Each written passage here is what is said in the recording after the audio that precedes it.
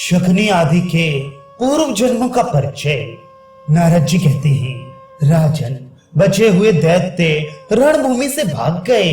यादवेंद्र भगवान श्री हरि वीणा, वेणु, मृदंग और दुंदुभी आदि बाजे बजवाते और सूत, मागध एवं बंदी जनों के मुख से अपने यश का गान सुनते हुए पुत्रों तथा अन्य यादवों के साथ सेना से घिरकर शंख, चक्र, गदा, कमल और शांग धनुष से शोभित हो देवताओं सहित चंद्रावतीपुरी में गए।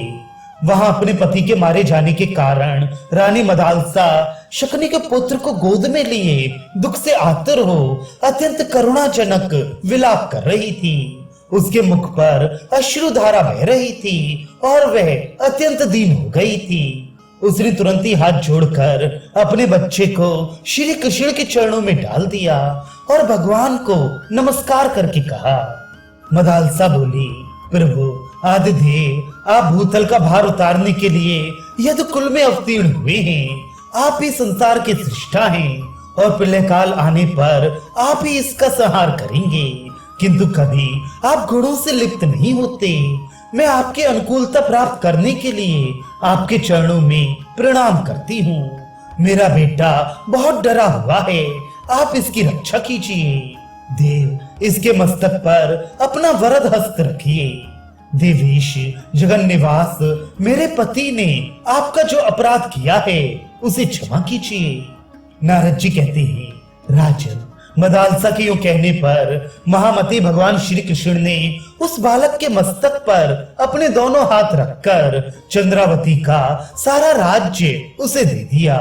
फिर कल्प पर्यंत की लंबी आयु देकर वैराग्यपूर्ण ज्ञान एवं अपनी भक्ति प्रदान की। तदनंतर उस शकुनी कुमार को श्री कृष्ण ने अपने गले की सुंदर माला उतार कर दी थी। शकुनी ने पहले युद्ध में इंद्र से जो उच्चैश्रवा घोड़ा, चिंतामणि रत्न, कामधेनु और कल्प वृक्ष छीन लिए थे, वे सब श्री जनार्दन ने प्रयत्न पूर्वक देवेंद्र को लौटा दिए, क्योंकि भगवान स्वयं ही गौओं, ब्राह्मणों, देवताओं, साधुओं तथा वेदों के प्रतिपालक हैं। बहुलाश ने पूछा, देवऋषि, पूर्व काल में ये महाबली शकुनी आदि दैत्य कौन थे और कैसे इन्हें मोक्ष की प्राप्ति हुई? इस बात को लेकर मेरे मन में बड़ा आश्चर्य हो रहा है। नारद जी कहते हैं, राजन, पूर्व काल के ब्रह्मकल्प की बात है। परावसु गंधर्वों का राजा था, उसके बड़े सुंदर 9 औरस पुत्र हुए। वे सभी कामदेव के समान रूप सौंदर्यशाली, दिव्य भूषणों से विभूषित और गीतवाद्य विशारद थे तथा प्रतिदिन ब्रह्मलोक में गान किया करते थे। उनके नाम थे मंदार, मंदर, मंद, मंदहास, महाबल, सुदेव, सुघन, सौध और श्री भानु।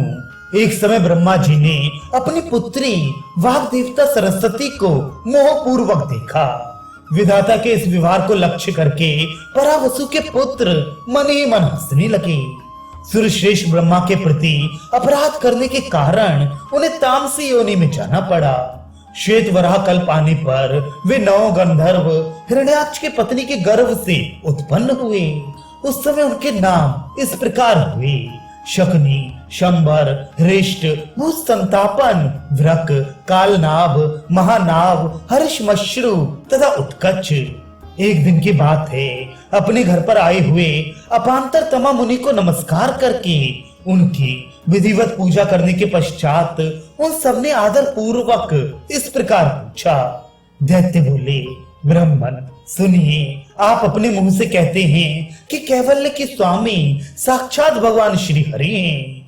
वे भक्त वत्सल भगवान भक्तों को मोक्ष प्रदान करते हैं, परंतु हम लोग आसुरी योनि में पड़कर सदा कुसंग में तत्पर रहने वाले और दुष्ट हैं। हमने कभी भगवान की भक्ति नहीं की, अतः इस जन्म में हमारा मोक्ष कैसे होगा? ब्राह्मण, हमें परम कल्याण का उपाय बताइए, क्योंकि प्रभु आप दीनजनों के कल्याण के लिए ही जगत में विचरते रहते हैं। अपांतर तमा ने कहा, दैत्य कुमारों, गुण पृथक पृथक नहीं रहते, वे सब मिले जुले होते हैं। अथवा जिसके जो गुण हैं वे उससे विलग नहीं होते।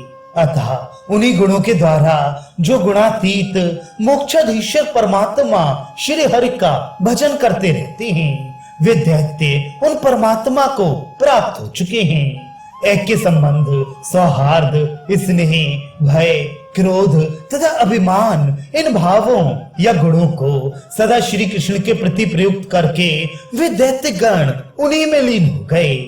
उदाहरणता भगवान कृष्ण गर्भ के साथ एकता, एक कुल, कुटुंब या गोत्र का संबंध मानने के कारण प्रजापति गण मुक्त हो गए।